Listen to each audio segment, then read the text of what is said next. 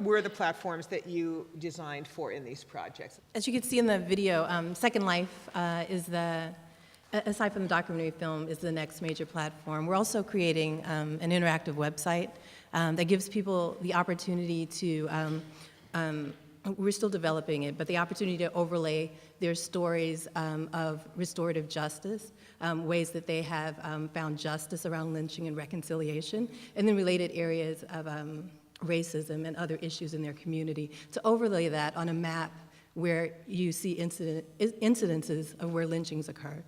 And then we're going to do a machinima series. So that video is it's called a machinima, and a machinima is just a video in or about a virtual world. And I chose Second Life because it's so immersive, and it gives, and the whole idea of extending from the film to another platform was because there's so much information.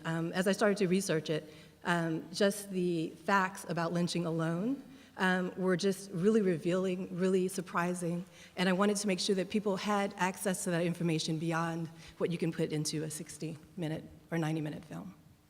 Great. So the challenge for us was to figure out how to create something that really empowered the creative energies of the kids we worked with. What can you do to give them some tools, some weapons? I guess, you know, what I see my job as a documentary filmmaker is whenever possible, to foment social, political, and cultural revolution. So that's really that's my minimal job description. So how do I do that? Well, I can make a movie. The movie gets up on the large platform. It gets on your TV screen. It can inspire people. It does inspire people. It can cause great change in consciousness and awareness. But you want people to also do something with it. So these kids write amazing poetry. You want to give them this tool. Again, the tool for them in their lives is extraordinary. 75% of teenagers have cell phones, and 72% of them text at least 50 times a day. Anyone here text 50 times a day? Okay, more. So, you know, I think I text, my whole life, maybe I've texted about 6 times. So, so this was an extraordinary stretch for me. I'm very proud in the morning if I can turn my cell phone on and figure out how to answer the phone. So, but these kids in my class do one-handed blind texting to each other under the table. So they love this tool. And what do you do with it? Well, you can, the simple, easy barrier for entry in a cell phone is texting. So we have a text, text poetry 41411, and you're brought to our website. So that's the other platform. So we have a handheld platform and then the internet web computer screen platform. What do you do with that? Well, it's a great place to give creators some opportunity to make shit happen. So what they do is you get up, let's say you imagine one of our poets, Karina. She gets up in the morning, she writes a poem about missing her dad who's in prison. By the afternoon, that poem has been picked up and mounted by an NGO called NoNewPrisons.org. This is actually a real NGO. Maybe they're so impressed with the power of her writing that they give her an internship. Maybe it's a paid internship to help them write their next campaign.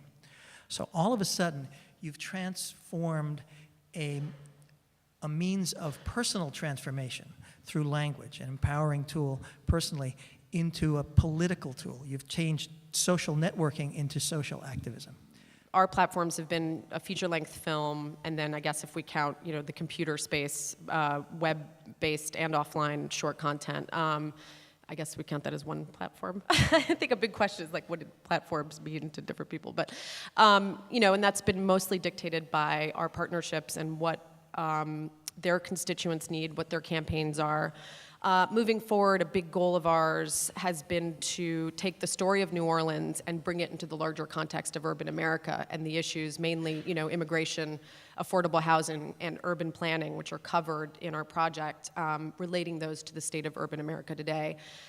We have a partnership with NBPC, actually, where we're going to be producing a series of webisodes that tie the stories of New Orleans to what's happening in other cities, and we're beginning to develop, actually, an interactive player that will allow users to access additional content and share their responses to the content that they're watching in these webisodes. So moving forward, that's the plan, to continue to produce short content that uses New Orleans as the jumping off point to have a larger conversation about the state of urban America. Being, the digital immigrant here, I got lost at interactive player. We're developing a player that is in its very early stages right now that will allow users, as they're watching a piece of content, there will be triggers that will come up while they're watching. That will watching on what? They're watching on a computer screen, or they could actually be watching on a mobile device, because these are short. These are going to be fairly short, 5 to 10 minute pieces. And they will be able to access additional content that is related to, that is triggered by particular keywords in a piece of content that they're watching. And so are you thinking of this sort of like a game, or is it just No, more it's not a game. It's more of an interface that allows folks to delve deeper into particular issues of areas of interest. And especially with educators, this will have, I think, some interesting applications in the sense that it will be able to allow people to almost create a curriculum around, adding scholarly texts and anything additional research material that they want to tie to a particular piece of content will be accessible through that player. Right. And so we're beginning to develop that now, and hopefully we'll premiere it with one of these webisodes, or at least start to pilot test it with one of these webisodes.